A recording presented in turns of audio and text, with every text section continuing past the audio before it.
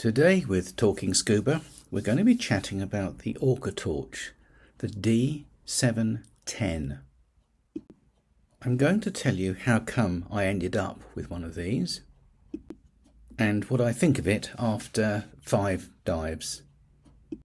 I bought this a few months ago when my faithful Apex torch gave up the ghost.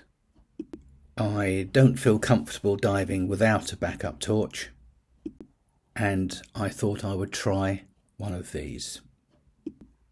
As it happened, Apex sent me a brand new replacement torch very recently, so I now have 2 beautiful backup torches. I'm not intending this to be a comparison between the Apex Luna Mini and the Orcatorch D10, but I will mention some of the differences and why I quite like this torch and a couple of the disadvantages. The first big difference between this and the Apex Luna Mini is that this torch comes apart. Now, I first saw that as a disadvantage. I needn't have worried, however, because Orcatorch had the solution. They had put 3 very substantial O-rings on that thread, and there is no way any water is going to get in there. This torch is rated down to 150 metres, so my diving at 40 metres shouldn't cause the torch any problem at all. These rechargeable batteries are quite substantial, 5000 mAh, so that's going to give you an hour and a half or so at full power. The batteries themselves are fairly clever. There's a USB-C port at the top of the battery and an indicator to give you an idea of how it's charging. All built into the battery. And of course, if you have a spare battery with you, when you start your second dive, it's a very simple matter of swapping the batteries over, so you're back with another hour and a half of battery life. Whereas with the Apex Luna Mini, after a long dive, I know the torch won't last a second dive. But back to more important things, how bright is it? Well, there's plenty of power in this little thing. I did take both of my backup torches for a test run a few weeks ago, and they both performed exceptionally well.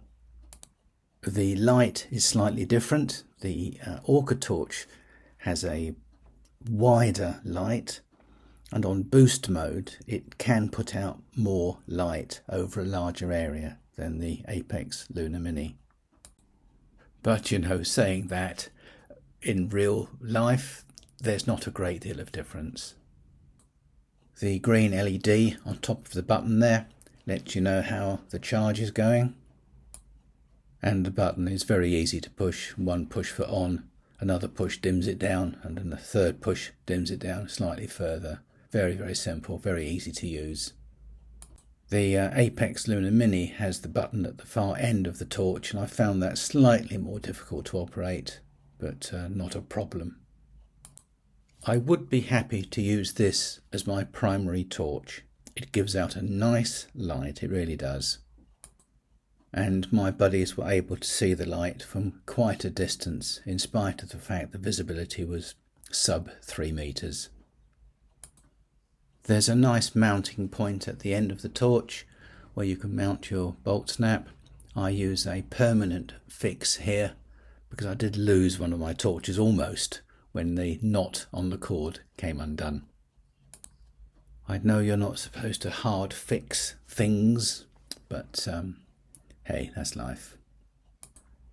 Overall, it's a lovely looking torch. It works well, it's nice and light in your hand. It's well made, very well made. That black anodizing hasn't marked yet. It comes with a spare battery if you get the right deal on the go, so you've got a spare battery to carry with you. And I like it, very easy to use. This was just a short video today, but if you like what I'm doing, click on the subscribe button. If you've got any comments, please write them below and I'll get back to you. And if you've got any ideas of other torches that you might like to have reviewed, give me a call and I'll see what I can do. But in the meantime, whatever you do, keep diving and keep safe.